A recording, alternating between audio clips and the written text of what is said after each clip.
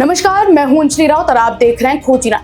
जम्मू कश्मीर के पहलगाम में हुए विभत्स आतंकी हमले ने भारत और पाकिस्तान के बीच तनाव की लपटों को और तेज कर दिया है। इस हमले में टारगेटेड किलिंग की जो रणनीति अपनाई गई, उसने ये साफ संकेत दिया कि घटना योजनाबद्ध थी और इसके पीछे सीमा पार से आया समर्थन या साजिश शामिल हो सकती है। नतीजा ये है कि पाकिस्तान की सरकार और सेना में हलचल मच गई है।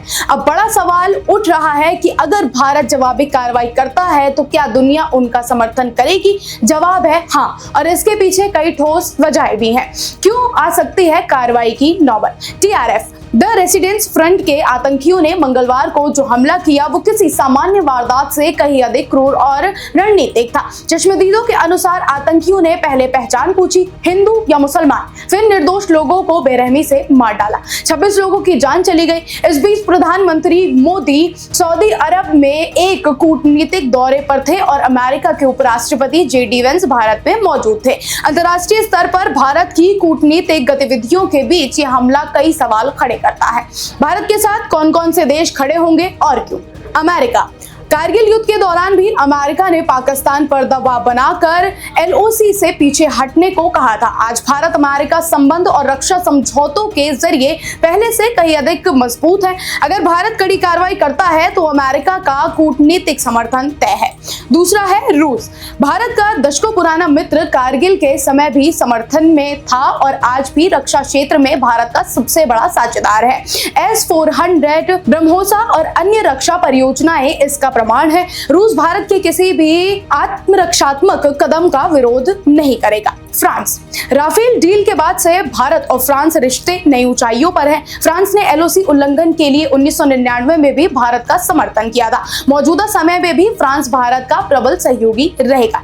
इजराइल। कारगिल युद्ध के समय भारत को इजराइल से मिली तकनीकी मदद निर्णायक थी। आज साइबर सुरक्षा और आतंकवाद विरोधी अभियानों में दोनों देशों का सहयोग और गहरा हो गया है। इजराइल खुलकर भारत के साथ खड़ा होगा। ब्रिटेन। 1999 में ब्रिटेन शुरुआत में तटस्थ था लेकिन बाद में भारत के पक्ष में आया। आज ब्रिटेन के साथ एफटीए पर बातचीत चल रही है और संसद में भारत समर्थक लॉबी मजबूत है। ब्रिटेन भारत की कार्रवाई का विरोध नहीं करेगा। उसके बाद है चीन।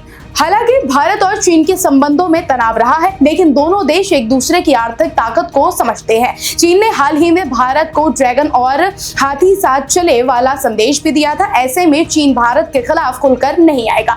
भारत की आज की विदेश नीति ने उसे वैश्विक मंचों पर सम्मान और समर्थन दिलाया है। अगर भारत पाकिस्तान पर कोई कार्रवाई करता है, चाहे वो सैन्य हो या कूटनीतिक, तो 1999 के मुकाबले आज अंतर्राष्ट्रीय समुदाय का समर्थन कहीं ज्यादा मजबूत, मुखर और संगठित रहेगा। भारत अब केवल एक क्षेत्रीय शक्ति नहीं बल्कि एक वैश्विक भागीदार है और दुनिया ये अच्छी तरह से जानती है।